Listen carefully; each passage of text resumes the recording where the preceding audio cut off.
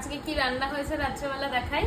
দেখো, একদম গরম গরম মাংসের ঝোল, আলু দিয়ে লাল লাল ঝালঝাল করে আমার বর রান্না করেছে। রান্নাটা দারুণ হয়েছে। আমি কষা একটু খেয়েই নিয়েছি আগে, এবার তোমাদেরকে রান্নাটা দেখাচ্ছি। দেখো, দারুণ হয়েছে খেতে, আর ভীষণ টেস্টিও হয়েছে খেতে। আর ভাত আগে থেকেই থালায় নিয়ে নিয়েছি। এবার একটুখানি মাংসের ঝোল নেব, আলু নেব, দিয়ে ভাতটা খাবো।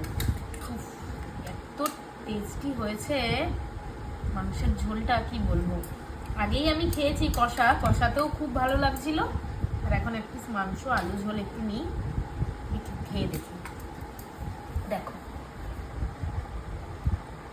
যে আলু, একটা মাংস নিয়েছি,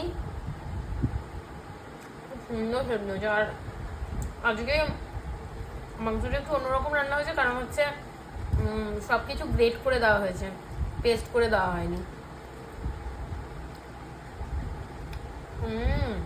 হেভি হয়েছে। তো আলুও মেখে নিই। আলু ছাড়া মাংস খেতে একদমই ভালো লাগে না। আমার বর কিন্তু দারুণ রান্না করে।